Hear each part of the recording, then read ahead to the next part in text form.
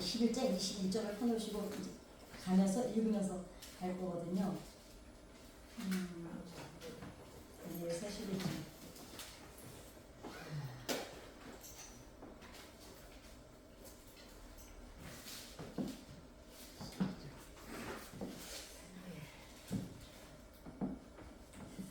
자, 다니엘서 하면 제일 먼저 뭐가 떠오르세요? 사자굴에서 빠져나온 많은 사람을 오른대로 인다. 네, 또 다니엘서 하면 뭐가 떠오르죠? 기도 20일간 기도. 네, 그다음에 이제 불하지 않고 신상 절하지 않고 매일 기도하는 또 다니엘 하면 대표적인 게 다니엘 하면 많죠. 사자 음식을 거부하고 하나님이 그 우상 음식 안 먹은 어린 아이들이 17살, 16살 요때 잡혀갔거든요. 자, 그런데다가 또 있죠.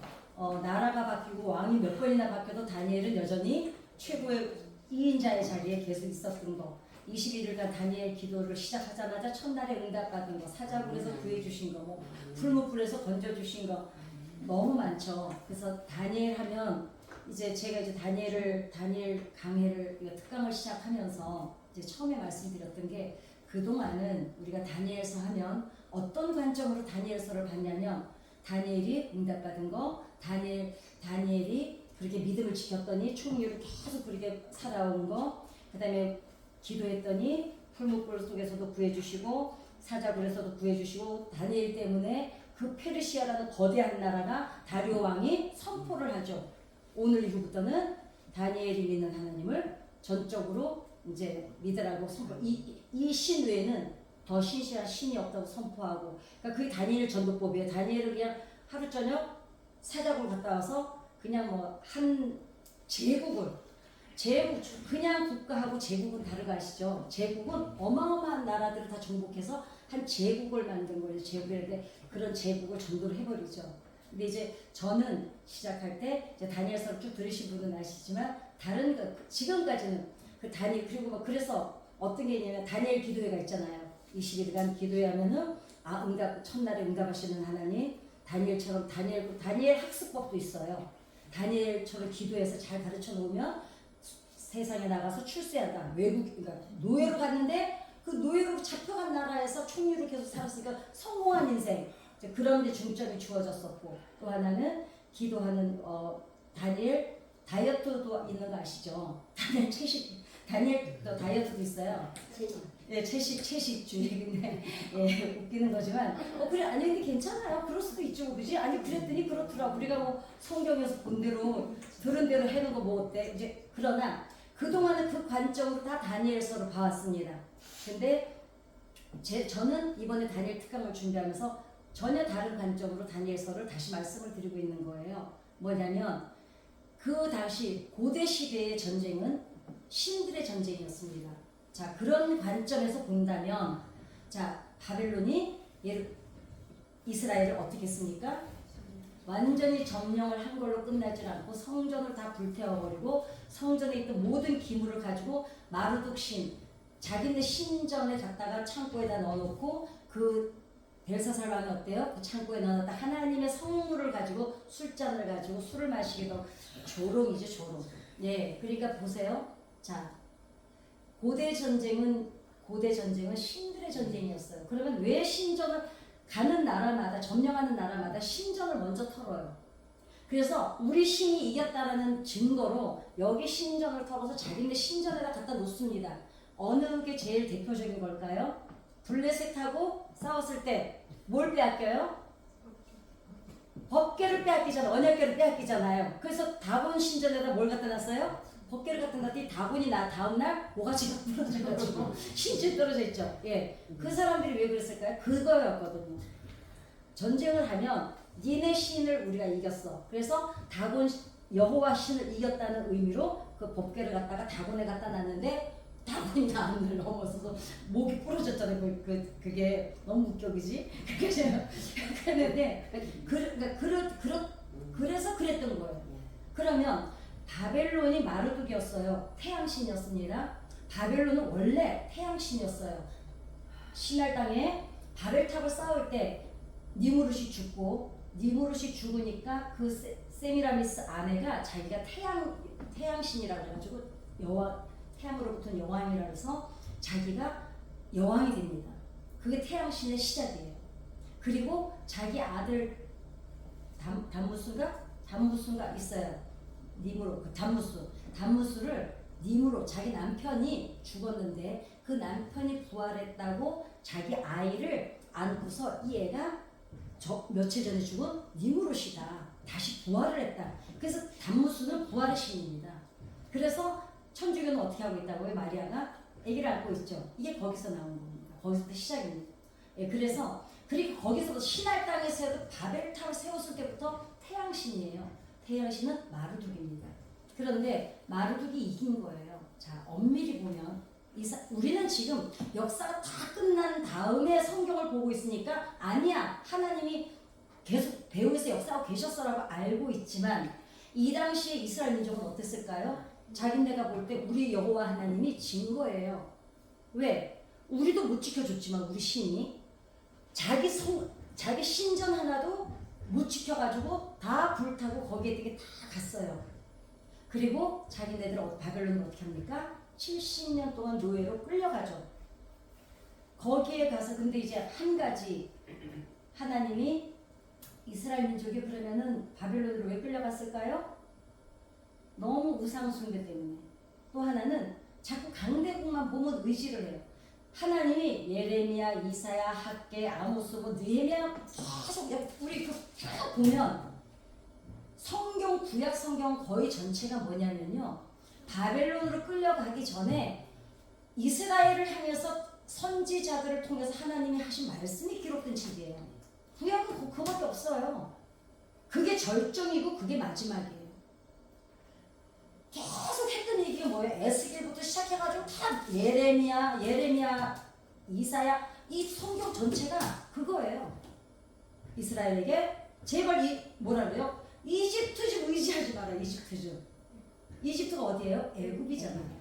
자, 애굽에서 430년을 살았습니다. 이스라엘이 그러면 애굽에서 나와서 광야 생활도 하고 그 다음에 그 사사기 시대 때는 또 하나님 앞에 범죄해서 또 훈련도 받고 그렇게 고난을 받으면서도 끊임없이 사랑하면서 쳐다보는 데가 어디냐면 애굽이었어요.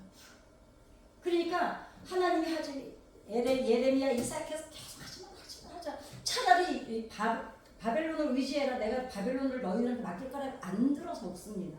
어떻게 해요? 결국은 하나님이 이 사람들을 바벨론으로 넘깁니다. 그때 1차 때 잡혀간 게 그러면 느부갓네살 왕이 받기 전에 아버지가 있어요. 아버지 왕이 죽어요. 전쟁에 이집트를 치러 갔는데 근데 이집트 옆에가 팔레스타인입니다. 이스라엘. 그러니까 들어가면서 이스라엘에서 누굴 잡아가요? 여호야김 왕하고 다니엘 세 친구 왕족들을 잡아서 갑니다. 그리고 가서 왕위를 받아요. 그리고 그때부터 1차, 2차, 3차로 그리고 나중에 다 끌려가죠. 가서 그때 다니엘서가 이제 탄생을 하기 시작한 겁니다. 그렇다면 바벨론 포로 생활의 모든 기록은 다니엘서에 다 있는 거예요. 다 있는데 그나마 다행히게 이스라엘 민족이 그 이후에는 우상 숭배했다는 기록이 없어요. 진절머리를 낸 거야. 그러니까 우리도 어때요? 우리도 인생 살면서 우리도 왜 하나님 앞에서 내가 이 가시 하나 있지 우리 각자가 그게 너무너무 안 고쳐지잖아요. 몸부림치고 어느 날 보면 흐려져서 어느 날 보면 그걸 안 하죠. 그게 하루아침에 없어지진 않아요. 근데 이스라엘 민족도 어때요? 그 70년 동안에 그 바빌론 강변에서 울면서 조국을 그리워하면서 그때 우리가 여호와의 말씀을 들을 거야. 그게 이제 바빌론 강변이라고 팝송도 있죠. 예. 그러니까 이 사람들이 그때 처절하게 깨달았어요. 그러나 그래봤자 돌아온 사람은 10%입니다. 자, 그때 쓰여진 게 다니엘서고 다니엘은 그때 끌려갔습니다. 그리고 이제 그때 이 사람들 생각에는 어때요? 우리 여호와 신이 마르둑한테 진 거예요. 근데 이 관점으로 제가 다니엘서를 다시 말씀드리기 시작한 게 어떤 관점이었냐면 하나님을 졌다? 아니다. 아니다. 왜? 하나님이 자기 체면, 자기 쪽팔린 것 다 내려놓으셨어요. 마르도카한테 당하는 거 다 당하세요. 다 전 세계 사람들을 지켜보고 있는데 여호와 신이 마르도카한테 졌대. 이거를 다 감수하세요. 그리고 어떻게 하십니까? 이스라엘 민족을 바벨론으로 보내면서 같이 가세요. 그게 어디에 나와 있을까요? 선지자들을 보내잖아요. 그 선지자들은 예언자가 아닙니다. 예언은 하나님만 하시는 거예요. 대언자죠. 그러면 이 선지자들은 누가 말씀을 줘야 대언을 할 수 있어요? 하나님이 주셔야만 대언을 할 수 있잖아요. 이 사람들이 계속 따라가서 느헤미야가 데리고 오고 스룹바벨이 데리고 오고 그래서 성전 다시 건축하잖아요. 어떻게 해요? 하나님이 눈물로 따라가세요. 이스라엘 민족을 혼자 보내지 않습니다. 가슴이 하지 않으세요? 자기 거 다 내려놓으시면서 그게 어디에서 또 나타납니까? 십자가에서 또 내려놓으시죠. 그 망신, 수치, 모욕 다 당하지만 왜 겪어내세요? 내 새끼 살려버린다. 자식을 하나님이 이 세상에서 하나님을 사람들이 하나님 하는데 하나님이 도대체 어떤 분이야? 그래서 주신 게 부모래요. 하나님을 그래도 몇만 분의 1이라도 볼 수 있는 그림자라도 볼 수 있는 게 부모라는 거예요. 물론 정상적인 부모를 얘기하는 겁니다. 그 부모를 보면 하나님이 나를 어떻게 사랑하신다는 걸 안 되는 거예요. 그 하나님이 이스라엘 민족들을 따라서 가십니다. 가셔서 거기에서 이스라엘 민족들과 함께 계세요. 그러다가 이사야서의 고레스 왕은 이미 이사야서에 예언이 돼 있는 왕이죠. 하나님이 내 종이라 그래요. 기름 부어서 세웠다 그래요. 하나님이 기름 부었다는 것은 메시아라는 예수 그리스도밖에 없거든요. 딱 두 인물이 나오는데 예수님하고 고레스 왕이에요. 어때요? 하나님이 어때요? 따라가면서 미리 그 전에 이미 100년이가 150년 전에 미리 예언을 하세요. 걱정하지 마라. 예레미야에 뭐라고 예언하세요? 70년이 차면 너희들 내가 반드시 본 곳으로 돌아오게 하겠다. 근데 70년이 필요했던 거예요. 왜? 아무리 봐도 이 사람들 안에 있는 이 죄성은 진절머리고 나고 되새김질을 해야만 이 가시가 뽑혀 나갈 것 같은 거예요. 그러니까 하나님이 마르도카한테 지는 거를 다 보여주세요. 지지 않으셨죠? 왜냐? 하나님은 이 다니엘서가 그 증거예요. 다니엘을 통해서 하나님이 역사의 주관자라는 거를 다 예언을 하신 게 다니엘서예요. 그 중에서도 가장 마지막까지 예언하신 게 11장입니다. 그래서 11장이 오늘 지금 제가 세 번째 나눠서 하는 건데, 그럼 저는 어떤 관점으로 이거를 다니엘서를 시작을 했느냐? 총리가 됐다, 응답받았다 이 관점이 아니라 그 다니엘 어린아이들이 잡혀가잖아요. 자식 키워보셨죠? 10몇 살짜리 아이들이, 남자아이들이 뭘 알아요? 왕족입니다. 더군다나 왕족들은 율법을 달달 외웠어야 돼요. 그 율법을 다 아는 아이들이 바벨론으로 끌려가요. 가서 뭘 당해요? 거세를 당합니다. 뭐가 돼요? 내시가 됩니다. 내시가 되면서 그 아이들이 다니엘과 세 친구 이 아이들만 있었던 건 아니죠. 또 아이들도 있었죠. 기록은 안 됐지만 그 아이들이 흘렸을 눈물을 보자는 거예요. 그 아이들이 이제 알아요. 우리는 설령 하나님이 우리나라를 회복시켜 주셔도 우리는 돌아갈 수 없는 몸이 됐다는 거. 왜? 고자는 성회에 들어오지를 못합니다. 성전에 들어오지도 못합니다. 공동체에 들어오지도 못한다고 부정한 사람이라고 낙인이 찍히는 거예요. 그럼 이 아이들은 이래요. 그 시대만 쓰임받고 버려지는 폐기 처분되는 아이들이에요.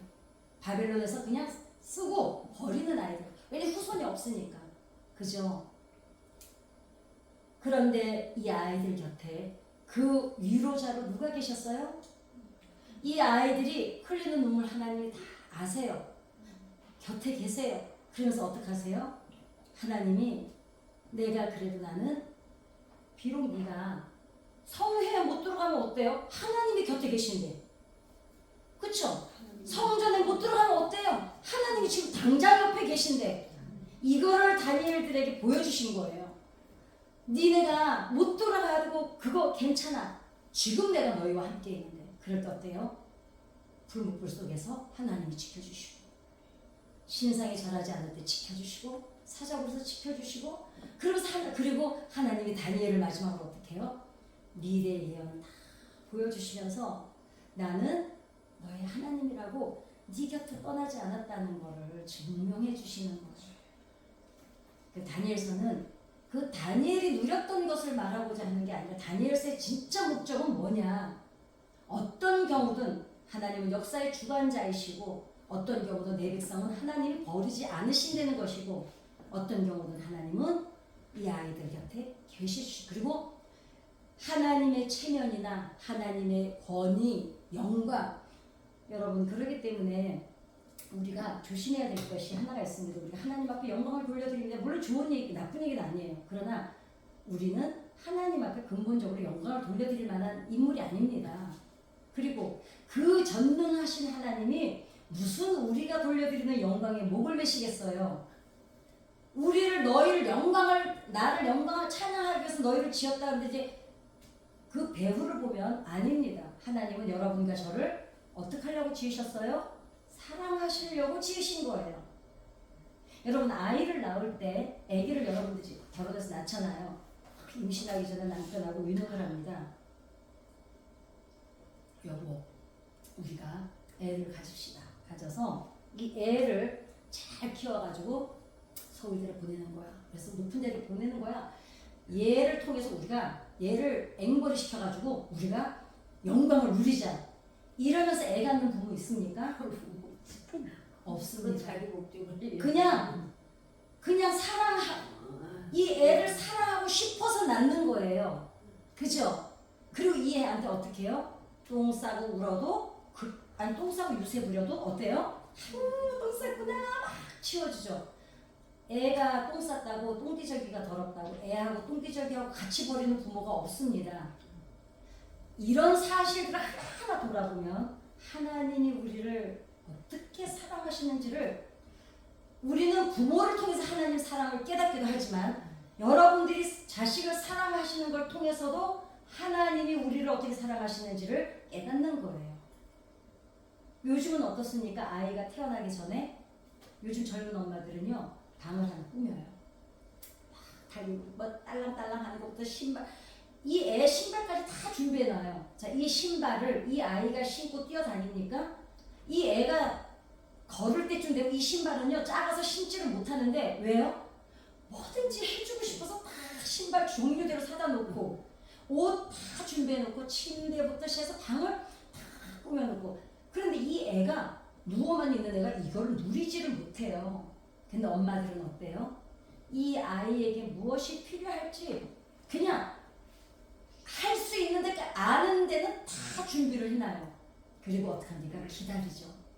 그리고 그 아이가 태어났을 때 어떡합니까? 이야 드디어 우리 앵벌이가 태어났구나 이러지 않죠. 어떻게 얘를 사랑할까만 고민합니다. 이것만 봐도 여러분 하나님이 우리를 어떻게 사랑하시는지 알 수 있지 않나요? 5일 동안 우리가 살면서 한국에 우리 살잖아요. 전 세계 아름다운 곳이 얼마나 많아요. 누릴 게 그죠? 우리 다 누리고 죽지 못해요. 근데 하나님 어떻게 하셨어요? 5일 동안 우리가 다 누리지도 못하고 다 천국 갈 텐데도 뭐가 필요할까? 그냥 내가 한 번도 눈길도 안 줄 만한 것도 혹시 얘가 필요로 할까봐 다 예비하셨어요. 그리고 어떻게 하십니까? 마지막 날에 됐다. 내가 아이가 태어나면 얘가 이거를 누리겠구나. 그 기쁨을 가지고 사람을 지으셨어요. 그 하나님이 무슨 억한 심정이 있어가지고 영광 안 돌린다고 두들겨 패고 고난 주고 헌금 안 한다고 봉사 안 한다고 두들겨 패고 병들게 하고 그러시겠습니까? 예, 그건 우리 수준으로 말씀드리는 하나님이에요. 그 하나님을 모욕하는 거죠. 그러니까 그렇게 생각해 보면 하나님의 사랑을 깨닫기가 얼마나 쉬운지 모릅니다. 그 하나님이 다니엘서에 말하고 싶은 게 그 사랑입니다. 나는 역사의 배후에 있고 너희들 어떤 경우든 너희들 곁에. 왜? 아버지 가실 거 아버지 이름 영광 받는 거 그거 아무것도 아니야. 그 영광을 원하셨으면 하나님이 바벨론 쳐부셔버리지 뭐 하려고 마르독한테 그 성전 다 태움 받고 그 망신당하시겠어요. 그쵸? 사람들이 볼 때 야 여호와 하나님 니네 하나님 마르독한테 졌네 이러는데도 하나님 그거 다 감수하세요. 왜? 여러분들 아시잖아요. 자식이라면 죽어줄 수만 있다면 죽으실 거죠. 그게 부모잖아요. 근데 우리 인간도 이런 사람인데 그 하나님이 그런데 여러분 예수님 십자가에 내일이잖아요. 죽으시잖아요. 기꺼이 죽으시잖아요. 뭐 망설임도 없이 그냥 뛰어내려오셨잖아요. 그 하나님의 사랑을 알고 나면은 모든 게 감동이에요. 그 삶이 순간순간이 아버지 이 한마디에도 그냥 가슴이 울컥울컥하고 그냥 감동입니다. 저는 그 하나님을 다니엘서를 특강을 하면서 준비하면서 우리가 모두가 만나는 하나님이 되기를 기대하면서 사실은 준비를 했었습니다. 그 하나님이 여러분과 저의 하나님이심을 믿어 의심치 않습니다. 자, 21절에서 35절까지는 마카비 시대의 사건입니다. 그런데 사람들이 여기까지만 보고 세계적인 모든 학자들이 뭐라 그러냐면 야 니네 얘기잖아. 그러니까 여러분 유튜브 가보세요. 예수가 진짜 십자가에 못 박혔을까? 진짜 별놈의 절대로 누르지 마세요. 그거 조회수 눌러주면 우리가 도와주는 거예요. 걔네들 절대로 말 같지도 않은 거니까 안 누르는 게 제일 좋습니다. 아예 그냥 한 번 누르면요 계속 알고리즘이 타고 또 막 들어가요. 절대로 누르면 안 됩니다. 왜냐하면 걔네들 도와주는 거예요. 별 그지 같은 깽깽이 소리 다 합니다. 저는 이렇게 생각을 해요. 전도를 하다 보면은 야 예수님이 니네 오빠래왜 하나님이 내 아버지고 막 이렇게 비웃어. 저는 절대로 전도 안 합니다. 지옥 가버려라 그래요. 속으로 그럽니다. 왜냐하면 하나님을 모독하고 모욕하는 사람에게는 전할 필요 왜? 싸움을 하려고 덤비는 사람에게 뭘로 이깁니까? 그것 말고도 정말 갈급한 사람들이 얼마나 많은지 모릅니다. 그리고 욕을 하려면 저는 이렇게 생각해요. 우리도 마찬가지예요. 절에 다니는 사람을 욕을 하려면 우리가 절에 대해서 알아야 돼요. 알고 욕해야 돼요. 예. 그 사람들은 우리가 절에 가면 우상 숭배 우리 입장에서 우상이지 그 사람들 입장에서 우상이 아니에요. 예. 그러니까 배려와 존중은 인격입니다. 그러니까 우리가 복음을 전해도 인격적으로 전해야지. 그러니까 거기까지 가다 보면 너무 늦어요. 그래서 사람들이 뭐라 그러는지 그 니네 얘기지. 다니엘서 그 다니엘서가 언제 쓰여졌냐. 막 이거 쓰여진 거 가지고 다 끝난 다음에 기록된 책 아니야. 그러니까 왜 11장이 예언이 너무 정확해요. 아주 그냥 아주 막 한치의 오차도 없이. 그러니까 자 여기에는 안 나온 것이 역사에는 기록이 돼 있잖아요. 저는 지금 역사를 가지고 여러분들에게 나누는 거거든요. 성경에 그 니네가 그 역사 다 끝난 다음에 그거 보고 역사 보고 나서 기록한 게 다니엘 아니야? 이제 그럽니다. 아닙니다. 왜냐하면 자 35절까지 마카비 사건, 그러니까 하스몬 왕조가 안티오코스 4세가 너무너무 고통을 주니까 결국은 일어나서 어떻게 됐다고요? 3,000명을 가지고 전쟁을 해서 이깁니다. 그래서 이스라엘이 딱 100년 독립을 해요. 근데 여기까지는 이제 마카비 사건만 보면 그래 그럴 수도 있다 쳐요. 근데 어떻습니까? 다니엘서를 쭉 보면은 하나님의 예언이 어디까지 나오냐면 로마까지 나옵니다. 근데 11장에는 마지막 종말 때까지 나옵니다. 그렇기 때문에 이거는 절대로 지난 다음에 썼다고 할 수가 없습니다. 그러니까 의견이 다 다르지만 36절 이제 쭉 한일에 두일에 다 아시죠? 예, 제 다니엘서 들어가 보면 제가 올려놓은 거에 이제 69일에까지는 해놨습니다. 한 일회가 남아 있거든요. 역사와 그 예언이 성취되고 난 이후의 역사를 본다면 그 예언이 후대에 기록된 것이라고 생각할 수도 있습니다. 그런데 역사와 예언을 비교해보면 맞는지 틀린지 알 수가 있기 때문인데, 그러나 예언이 실행되기 전의 상황에서는 자, 예언이 이루어지기 전에 지금 우리 요한계시록은 아직 안 이루어졌죠. 그러면 우리가 지금 요한계시록이 이게 맞는지 안 맞는지 모르잖아요. 왜? 이제 예언이 성취되고 나야 예언이 이루어졌구나 그러죠. 그러니까 이 세상에서 예언을 했고 그 예언이 이루어진 종교는 우리는 종교가 아니지만 종교로 따진다면 성경밖에 없습니다. 예언을 했어요? 그 예언이 역사에 그대로 이루어진 것은 성경밖에 없습니다. 그런데 요한계시록만 아직 한 일에만 남아있는 거예요. 69일에까지는 지금 여기 이미 로마까지가 다 이루어진 겁니다. 예. 그러니까 우리가 중간사를 먼저 하고 중간사를 먼저 공부를 하고 단일을 한 게 얼마나 다행인지 몰라요. 왜냐면 말귀를 빨리 저도 빨리 얘기해 드릴 수가 있어서. 자, 그래서 다니엘서 11장이 요세푸스의 표현처럼 예언이라고 말하는 이유인데 36절부터 등장하는 그 왕이라고 하는 인물은 스스로를 가리켜서 모든 신보다 높다고 말하고 하나님을 대적하는 통치자를 말한다. 자, 36절 한번 읽어보실까요? 시작. 그 왕은 자기 마음대로 행하며 스스로 높여 모든 신보다 크다 하며 비상하는 말로 신들의 신을 대적하며 형통하기를 분노하심이 그칠 때까지 하리니 이는 그 작정된 일을 반드시 이룰 것이니라.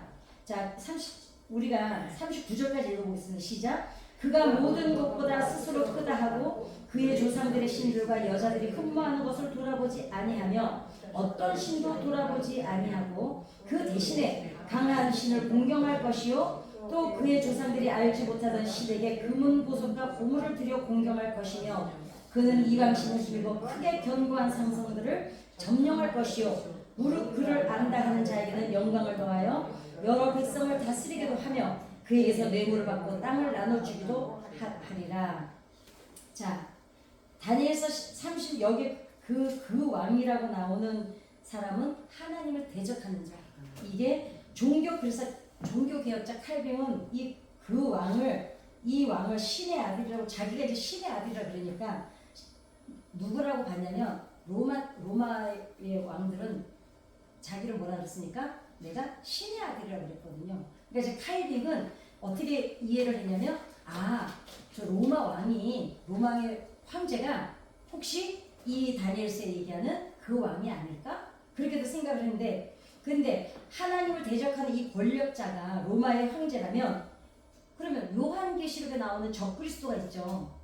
그리고 짐승에 대한 예언과 결이 맞대는 거예요. 적그리스도하고 그 다음에 로마의 황제. 어찌됐거나 하나님을 대적하는 사람이 적그리스도예요. 우리가 666 때문에 한동안 또 시끄러웠죠. 그거 아닌 거 아시죠? 이스라엘 히브리어는 글자에 이름값이 있어요. 숫자가 있어요, 다. 그래가지고 적그리스도를 이 글자 히브리어를 보면은 그게 숫자가 다 글자마다 숫자가 있거든요. 그게 666이 나와요. 그러니까 바코드가 666이 아니고요.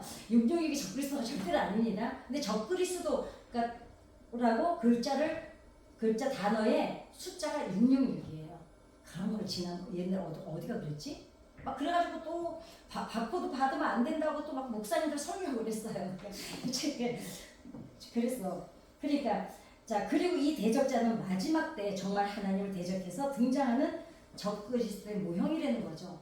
그러니까 맞아요. 왜냐하면 사실은 느부갓네살 왕도 어땠어요? 신상을 차려놓고 세워놓고 자기가 신이라고 거기다 절하라 그랬잖아요. 근데 다니엘은 안 했죠. 그 다음에 로마 황제들도 그랬어요. 이스라엘이 왜 그렇게 로마에 대항을 했냐면요. 그거예요. 이스라엘은 누가 있어요? 여호와 하나님만 섬기잖아요. 그런데 자 예수님이 그러죠. 가이사의 세금 어떻게 할까? 그게 로마의 황제가 신의 아들이라 그래가지고 돈에다가 자기 얼굴을 넣거든요. 그러니까 이제 그 돈을 이스라엘 민족들은 안 쓰는 거예요. 왜냐? 그러면 어떻게 돼요? 우상 숭배가 되니까. 이제 그렇게 이제 얘기를 이어갑니다. 거기까지 얘기하면 오늘 너무 늦을 것 같아서. 그리고 40절부터 마지막 때라고 돼 있는데 아직 이루어지지 않은 일이기 때문에 학자들마다 의견이 분분합니다. 왜냐? 이거는 마지막 때를 좀 얘기하고 있거든요. 언제? 요한계시록. 예.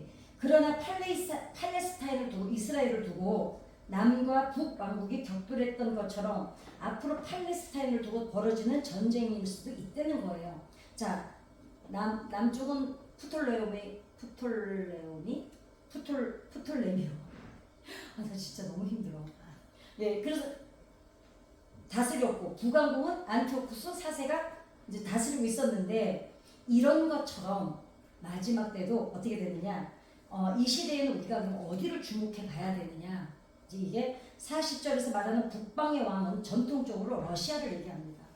예, 러시아가 이스라엘을 침공할 거라고 학자들은 생각을 했어요. 왜냐하면 북방은 이제 러시아니까. 이제 그 당시 그러나 다니엘이 존재했었던 때는 예언을 한 그 이후에는 안티오쿠스가 북방의 왕이었습니다.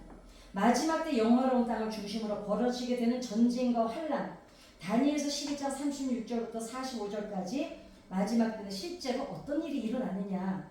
그래서 다니엘도 천사 가브리엘이 해석해 주기 전까지 몰랐던 것처럼 우리에게도 하나님이 주시는 신적인 지혜가 마지막 때에는 필요하다는 거죠. 그러나 우리는 어때요? 지금 시대가 돌아가는 거 보면 어쩌면 우리는 마지막 때로 종말이라고 언제부터 얘기했어요? 저 어렸을 때부터 들었어요. 근데 지금 돌아가는 걸 보면은 정말 성경과 너무 흡사합니다. 예. 마지막 때의 영화로운 땅을 둘러싼 전쟁은 충격적입니다. 왜냐하면 본문이 예언된 이 시대를 한번 생각해 보면, 자, 유대인들은 페르시아의 지배를 받고 있었던 주전 6세기입니다. 그러니까 다니엘서 11장을 쓸 때는 언제냐면요, 바벨론이 페르시아에 넘어갑니다.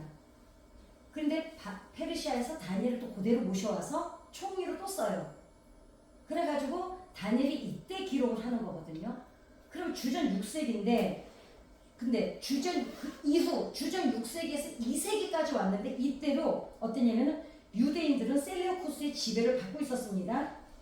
잠깐 하스몬 가문에 의해서 마카비 전쟁에서 100년 정도, 이스라엘이 2000몇백 년 동안에요 독립을 이룬 건 딱 100년이에요. 요때 안티코스 때문에 박해받을 때. 그리고 어때요? 2000년이 훨씬 지나서 1948년에 어떻게 됐습니까? 이스라엘이 독립을 합니다. 지금 이스라엘이. 그쵸? 그러니까 그 긴 시간, 바벨론 이후에 이번에 지금 이스라엘이 있기 그 중간에 딱 한 번 100년 독립을 해요. 예, 요때. 그래서 주전 64년에 근데 100년 딱 독립했다가 언제 다시 또 지배를 받습니까? 이번에는 로마로 또 넘어갑니다. 로마의 지배를 받습니다. 로마 63년에 다시 로마의 지배를 받게 되고 주후 70년은 예수님 왔다 가신 뒤입니다. 어떡합니까? 티투스 장군에 의해서 예루살렘 성이 완전히 불타 없어지고 멸망을 당합니다. 그게 이제 이스라엘이 완전히 망한 게 주 70년입니다. 예. 유대인들은 어떻게 돼요? 그리고 추방이 됩니다. 추방이 돼서 어떻게 돼요? 세계로 흩어집니다. 여러분, 자식이 그렇게 되는 걸 보면 하나님의 마음이 어떻겠습니까? 그죠? 그럼 이것이 왜 충격적인가 하면, 공식적으로 유대인들이 공식적으로 망한 게 주 70년이거든요. 예수님 가시고 한 40년 뒤에. 그러면 우리 아시아로 치면 삼국시대가 시작되기 전입니다. 그 다음에 고조선이 멸망을 당했던 것이 주전 108년인데 이 무렵에 없어진 나라가 이스라엘이에요. 그리고 그 민족이 마지막 때에 영화로운 땅으로 회복이 된다. 그러면 그 당시에, 자, 생각해보세요. 그 당시에 사람들이 볼 때 티투스 장군이 예루살렘 성전을 다 점령을 해요. 다 불타요. 5개월 동안 토속을 싸가지고 출입구를 막아버려가지고 5개월 만에 성 안을 들어가 보니까 5살 미만의 아이들이 하나도 없는 거예요. 왜? 다 잡아먹었어. 자, 그래, 그 흔적들이 너무너무 해서 뼈가 있고, 자, 그래서 다 불태우고 그 성전, 예루살렘 성전에 돌도 하나도 안 남기고 다 로마로 옮겨가서 어떻게 했습니까? 콜로세움 경기장을 짓습니다. 지금도 콜로세움 그대로 있어요. 역사에 그대로 남아있는 거예요. 그런데 그때 티투스 장군이 어떻게 합니까? 유대인들을 다 끌고 로마로 가요. 여러분, 노예를 포로를 잡아가는데 말을 태워갔겠습니까? 무슨 버스를 대전에서 갔겠습니까? 맨발로 그냥 그 먼 길을 끌고 가서 그 운동장에서요. 그 로마인들이 쫙 보는 데서 이 포로들을 쫙 세워놓고 티토스 장군이 막 환영식을 해요. 개선문이 그대로 있습니다. 지금도 있습니다. 그리고는 어떡합니까? 그 사람들을 전 세계로 팔아버려요. 로마가. 자, 그럼 그때에 잘 생각해보세요. 그때에 그 광경을 보는 사람들이 쟤네들 걱정하지 마. 2000년 뒤면 다시 회복될 거야. 상상을 할 수 있을까요? 없을까요? 없어요. 없어요. 그런데 어떻습니까? 그 가스실에서 하나님이 그들의 눈을 보시고, 저는 이스라엘이 오늘 저렇게 된 거는 제가 그래서 항상 겟세마네 오시는 분들한테 그 얘기를 하잖아요. 후손을 위해서 기도하세요.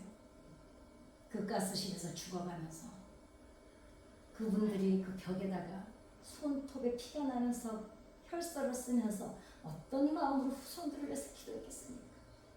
그게 느껴지지 않아요? 죽어가면서 내 후손들이 전 세계로 흩어져서 이러고 살고 있는데 하나님은 정말 살아계십니까? 얼마나 많이 물어봤겠어요?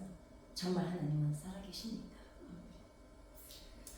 하나님께서 그러면 다니엘서 대개는 나라가 없어지면 민족은 어떻게 됩니까? 동화되어서 없어집니다. 사라집니다. 왜냐? 아니 우리나라도 그 일제에 30몇 년밖에 안 살았는데도 어때요? 제가 어렸을 때도 빠켓스라는 거 있었어요. 그죠? 언어를 잊어버리고 문화를 잊어버리면 동화가 됩니다. 예. 그런데 2000년 전에 없어진 민족이 1948년 5월 14일에 독립을 해서 영화로운 땅이 된 것은 지금 이 순간에도 역사를 주관하시는 분이 하나님이시라는 것을 우리는 믿을 수밖에 없습니다. 아무리 세상 사람들이 예수가 어디서 부활을 해, 진짜 십자가에 못 박혔어? 부활했대? 무슨 소리를 해대도 우리는 이 하나님을 믿기 때문에, 이 다니엘서에 예언하신 이 하나님의 역사를 믿기 때문에 우리는 오늘도 이 자리를 지키는 줄 믿습니다. 그 영화로운 땅 북쪽에는 우크라이나를 침공한 게 누구죠? 러시아가 있고, 영화로운 땅 주변에는 아랍 나라들이 지금도 둘러싸고 있습니다. 여전히 이스라엘은 어때요? 이스라엘 얼마나 작은지 아시죠? 여의도만 합니다. 여의도. 우리 강원도 땅만 하거든요. 인구도 몇 명 안 되잖아요. 그런데 보세요. 그 나라가 몇 년 전까지만 해도, 지금은 정보 싸움이거든요. 전 세계가. 정보 95%를 가지고 있던 게 이스라엘입니다. 대단한 거예요. 그래서 저는 구약 성경을 보면 얼마나 하나님 앞에 범죄하고 후들겨갖고, 그래도 이 사람들이 가만히 보면은요, 뭔가 저력이 있어요. 그쵸? 다니엘의 표현처럼 하나님이 미가엘을 움직이신다면 우리는 영화로운 땅에서 어쩌면 마지막 전쟁을 우리 살아서 볼 수 있을지도 모르겠습니다. 왜냐? 지금 계속 아랍 그쪽에는 전쟁을 계속하고 있잖아요. 그죠? 그럼 다니엘서 11장은 왜 중요한가? 여러분 11장은 꼭 읽어보시고요. 제가 그 영상 올려놓은 거 11장 3번으로 나눠서 올려놨거든요. 꼭 한번 성경 읽으면서 한번 꼭 들어보시기 바랍니다. 왜냐하면 이건 제 얘기가 아니고 제가 이거 다 자료를 찾아서 읽은 거기 때문에, 사도 바울은 마지막 이래를 신비라고 표현했는데 로마서 11장 25절 이렇게 말했습니다. 형제들아, 너희가 스스로 지혜 있다 하면서 이 신비를, 마지막 이래, 한 이래, 이 신비를 너희가 모르기를 내가 원하지 아니하느니 이 신비는 이방인의 충만한 수가 들어오기까지 이스라엘의 더러는 우둔하게 된 것이다. 이 구절이 충격적인 것은 우리는 스스로 지혜 있다고 하면서 다니엘의 예언을 후대에 기록된 것이라고 생각할지도 모른다는 것입니다. 근데 이거는 후대에 기록된 게 아닙니다. 다니엘서는 주전 6세기에 기록된 게 분명합니다. 왜냐하면 이거는 역사학자들이 다 증명을 하고 있습니다. 주 70년 뒤에 없어진 나라가 완전히 버려진 것이 아니라 이방인의 충만한 수가 찰 때 회복될 것이라는 이 말씀이 예언이 실현되고 영화로운 땅이 회복된 것을 눈으로 보는 시대에 우리는 지금 살고 있습니다. 어때요? 이스라엘이 지금 회복되는 거 우리는 지금 보고 있잖아요. 다니엘서 11장을 읽는데 소름 끼치지 않나요? 이 11장에 예언된 거를 지금 실제로 일어난 걸 우리가 지금 보고 있잖아요. 1948년에 5월 14일에 회복된 이스라엘을 보고 우리는 지금 예언이 이루어진 걸 보고 있는 거예요. 그런데 어떻게 성경이 니네 책이라고 여러분 그럴 수가 있겠습니까? 현재도 힘을 가진 제국들이 힘없고 국방과 경제가 약한 약소 국가들을 상대로 횡포를 부리고 힘을 가지고 억압하고 다스리려 하고 있죠. 트럼프가 얼마나 고통을 주는지 모릅니다. 그리고 보세요. 우크라이나가 지금 최절명의 순간인데 저기에다가 대고 여러분 강대국들이 영원한 우리가 지금 미국하고 우리하고 동맹국이잖아요. 근데 여러분 생각해 보세요. 영원한 동맹이라는 건 이 세상에 존재하지 않습니다. 그러니까 우리가 지혜로워야 돼요. 미국이 그래 우방국가인 거는 맞아요. 왜냐? 우리는 북한이 있기 때문에. 북한이 없으면 미국이 우리가 우방일까요? 그럴 필요가 없어요. 근데 그걸로 인해서 얼마나 많은 걸 착취하는지 또 모르죠. 저는 보수도 아니고 진보도 아니고 지금 그 얘기를 하려는 게 아닙니다. 여러분 역사를 잊은 민족에게는 미래가 없다는 말이 맞아요. 역사를 하나님이 왜 기록을 해놓으셨겠어요? 바벨론부터 페르시아 그 강대국들이 약한 나라들을 어떻게 지배한지 아십니까? 자, 이스라엘을 왜 손에 넣으려고 그래요? 이스라엘을 손에 넣어야 다른 나라를 침공하기 쉬우니까 넣는 거예요. 그리고 페르시아도 이스라엘을 왜 풀어줬는지 아세요? 얘네들을 잘 다스려서 얘네들이 여기서 잘 견뎌주고 그러니까 이거야. 타로가 쳐서 들어올 때 뭘 쌓나요? 방패에다가? 방파제. 그쵸? 방파제 역할로 여과시키는 거예요. 그러니까 가져갈 게 있으니까 우방인 거예요. 그러니까 근데 어때요? 근데 강한 나라들이 횡포를 부릴 때마다 역사를 보면 하나님께서 어떻게 하셨어요? 없애버리세요. 그러니까 정말 미국이 신앙의 자유를 찾아서 온 나라이고 하나님의 말씀으로 세워진 나라인 것을 잊어버린다면 이미 잊어버렸어요. 이미 바이든 대통령 취임식 때 이미 보셨죠? 이미 이 나라는 잊어버렸습니다. 하나님이요. 역사는 모르는 일입니다. 생각해보세요. 모르는 일입니다. 그래서 하나님께서 역사를 주관하시고 이 세상은 힘 있는 왕이 다스리는 것이 아니라 역사를 주관하시고 이끌어가시는 것은 하나님이시라는 것을 다니엘서를 공부하면서 깨닫게 된다. 우리에게 주신 구원의 기회가 영원한 것이 아니라 마지막 때가 다가오고 있다는 것을 잊으면 안 된다는 것을 다니엘서를 통해서 깨닫게 됐습니다. 이제 토요일날 이제 12장 마지막을 하는데 다니엘서는 정말 우리가 다시 한번 읽어보고 다른 관점, 그 관점으로 정말 하나님께서 왜 이 다니엘을 기록하게 하셨는지